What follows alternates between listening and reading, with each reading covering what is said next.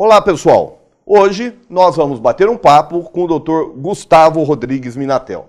O Dr. Gustavo, ele é defensor público e é coordenador da unidade de Avaré. Ele vai falar para a gente da Defensoria Pública. O que é a Defensoria Pública? Para que você saiba, quando precisar, procurar a Defensoria Pública, o que ela tem feito para os cidadãos, ok? Dr. Gustavo, muito obrigado pela presença. E hoje nós vamos bater um papo a respeito da Defensoria Pública. Obrigado, Dr. Wagner, pelo convite, pela oportunidade de estar aqui mais uma vez na EduVale. Falar da Defensoria Pública é uma grande alegria. Eu que desde o início da universidade mantenho algum tipo de relação com a Defensoria Pública.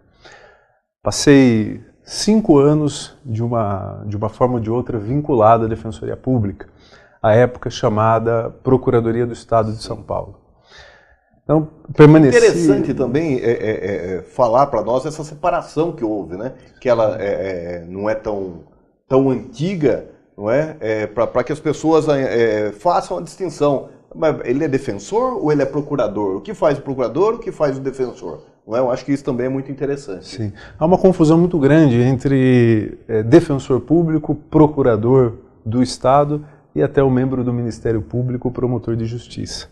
A Defensoria Pública ela foi criada pela Constituição Federal em 1988, com a missão de prestar assistência jurídica integral e gratuita aos necessitados.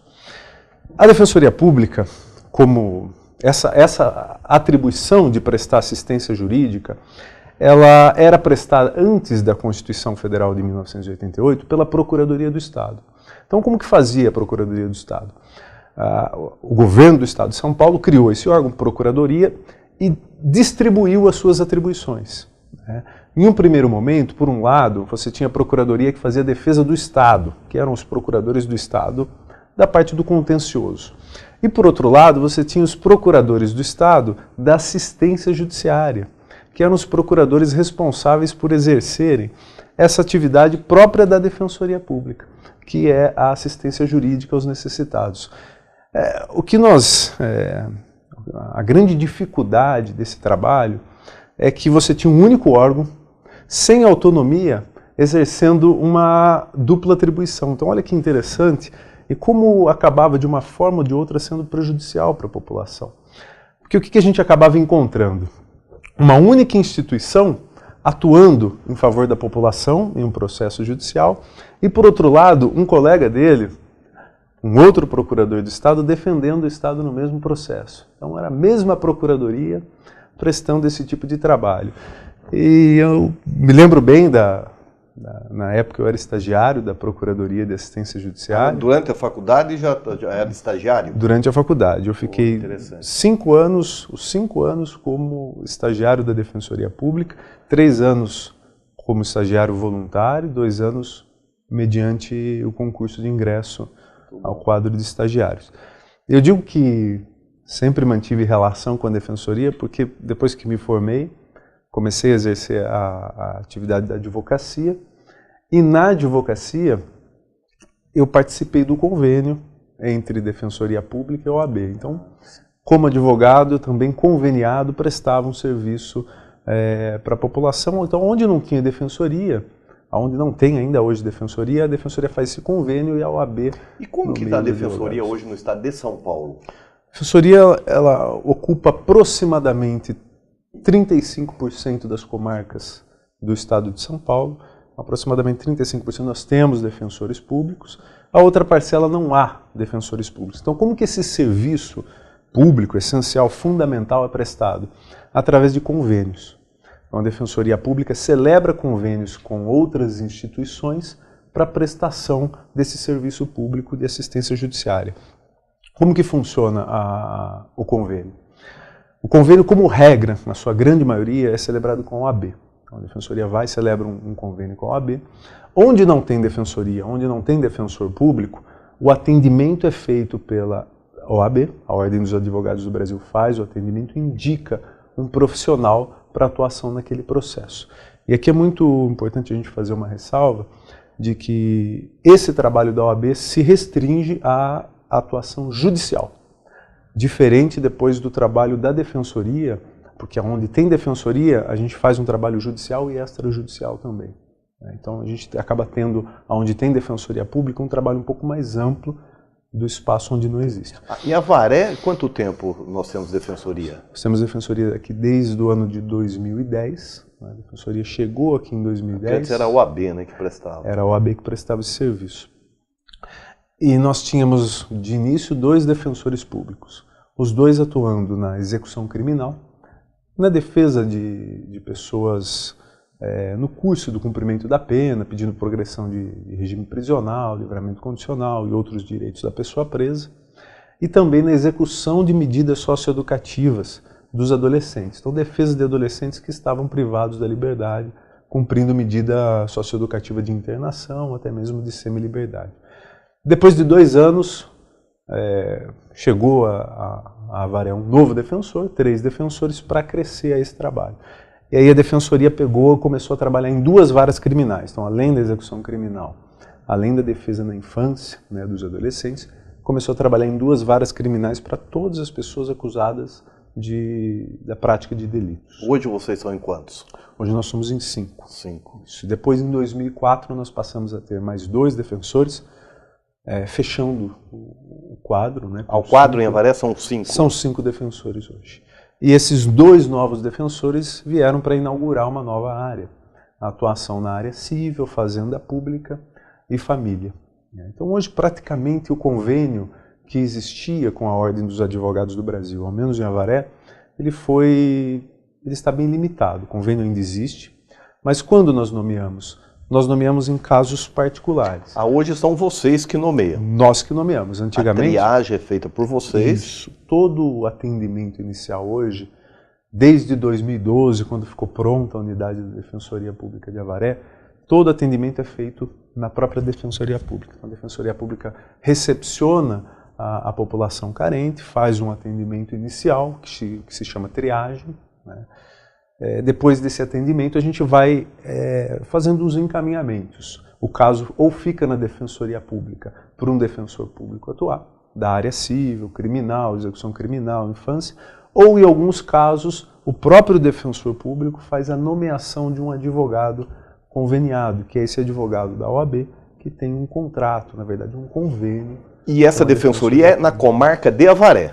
A Defensoria Cidade de Avaré e Arandu. Sim, a Defensoria Pública de Avaré atua apenas na cidade de Avaré e Arandu. Nós temos assim, na execução criminal, como a unidade acaba trabalhando nas execuções criminais que tramitam na comarca, e essas execuções criminais dizem respeito a presos da região, então a gente acaba, na execução criminal, trabalhando para fora, como por exemplo, nós temos a penitenciária de Cerqueira César, a penitenciária de Aras, e os processos da execução criminal dos presos de Aras se tramitam aqui em Avaré. Então a gente acaba atuando também nesses processos, envolvendo Aras, envolvendo Itaí, os presos estrangeiros que hoje estão lá na penitenciária de Itaí. O que a gente acaba atuando? Só para fazer um adendo, a atuação na execução criminal também não se restringe à defesa dos presos no processo de execução criminal. Não é apenas pedindo progressão de regime, livramento condicional, não é só isso. Nós ingressamos, quando detectamos alguma ilegalidade, com pedidos envolvendo outros direitos fundamentais, como o direito à saúde. Como vem sendo feito esse trabalho? Um dos defensores públicos, responsável pela execução criminal, faz a visita, inspeciona a unidade prisional, conversa com os presos, faz o atendimento, e detectado algum problema, ele traz para a unidade de Avaré, algum problema envolvendo um direito à saúde, por exemplo, e nós ingressamos com ação judicial aqui. Então, recentemente, nós atendemos um preso que tinha um grave problema nos olhos, e já há 3 anos tentando a realização da cirurgia na Unesp através de encaminhamentos.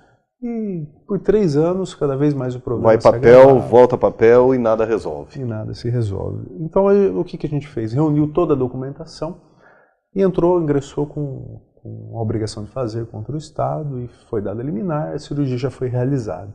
Então esse trabalho de campo, de estar presente, de fazer a fiscalização da unidade, de estar próximo às pessoas que realmente precisam, isso é importante porque a gente acaba detectando um problema que não chega até a Defensoria Pública, né? E que são pessoas extremamente vulneráveis, né, hipossuficientes sob um aspecto jurídico que precisam do atendimento.